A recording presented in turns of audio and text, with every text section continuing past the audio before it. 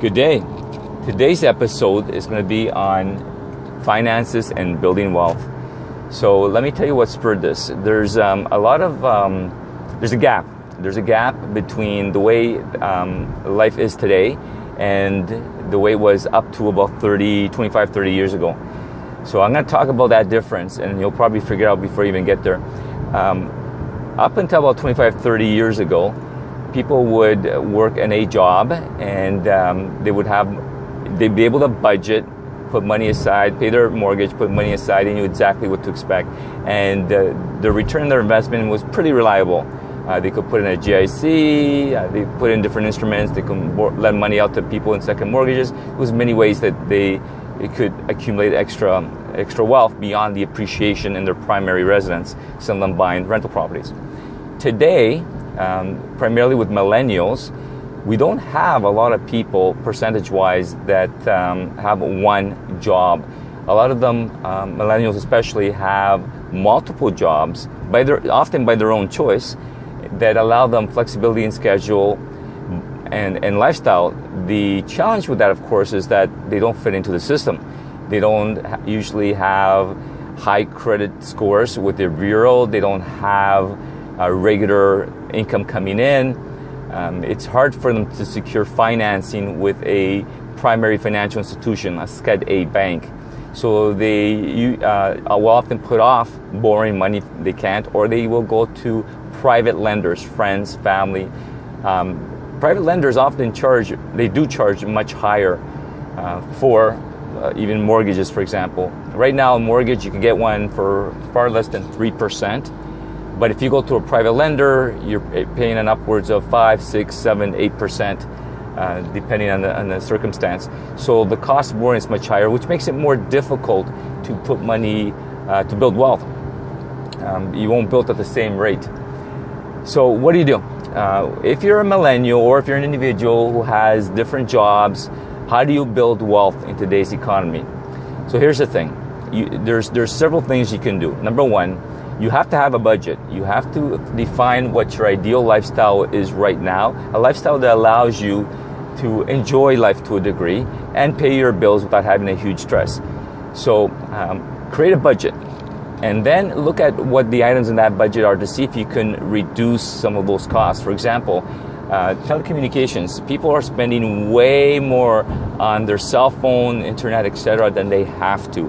You can significantly cut that down by the way you communicate and by the different plans you use. So, look into that carefully. I'll give you some more tips on that in another episode.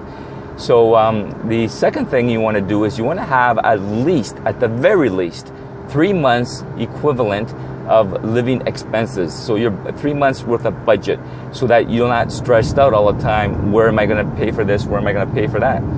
So that's the second thing. And the third thing that you want is when you have extra cash beyond that 3 months, that should be invested. A lot of people sit on that cash. They'll get a big job. They don't know what to do with it. They'll sit on it thinking, it's going to be tough for me next month or in 6 months. And, I may need that money. The problem is when you keep that money like that, it's non-productive. It's not productive. So what you want to do is you want to invest it in something that starts giving you a return on your investment. So what can you invest in? There are several areas, several things you can invest in. Definitely real estate. If you don't own your home, you seriously want to consider owning it. Owning your home comes with a number of benefits. First of all, if it's a detached home, then the value of the property will appreciate significantly more than if it's, in my opinion, than if it's a condo over the long run, because buildings deteriorate, depreciate, land does not. So you want to understand that the biggest part of buying a house in a city like Toronto is the actual land cost. And so you want to own your own home. Once you own your home, it comes with a bundle of rights. One of those rights is your right to be able to to use it whichever way you want, but also to make money off that house. So one of the benefits you have, for example, is you can rent it to Airbnb. You can rent it through Airbnb. You can do a number of different things that will generate extra revenue for you in terms of your primary residence, which is good. That gives you some extra income. It also gives you the option to redevelop if the property is appropriate for it, or to renovate and or rebuild, and you can add a lot of value that way as well. But it also forces you into a savings plan, which is really good, and it puts you on the map, and that banks now take you a lot more seriously. So if you need to, you can borrow money at the lowest possible rates for whatever you need that money for. The other thing is that once you have that first property, you're going to want to invest in other things as well. You want to, for example, and the idea here is to generate as many revenue streams as you can, especially passive streams. So as examples, you can get into mutual funds that are dividend bearing. That's a good way, especially if you don't know about the stock market. You want to be careful, because then the risk goes up when you buy individual stocks, especially if you don't know how to analyze them, and you never know what's going to happen with a particular company. So with mutual funds, it diversifies the risk from any one company, but then you still have the economic risk and the industry risk. The other thing you can do is buy rental properties. It's another income stream. Once you have somebody in a rental property, you're able to have that ongoing monthly income coming in, whether it's commercial or residential. You have that income coming in. Another area is you can invest in second mortgages. Second mortgages right now, they're charging 12 to 15%. So if somebody needs to borrow some money, you could actually lend it to them if you have a bit of money over a 1-year term, and get your 12 to 15%. And then at the end of 1 year, you don't have to worry about it, because it matures after 1 year, and then you could renew it again if you feel comfortable with it. And so that's the beauty of a second mortgage. You're secured against the actual real estate.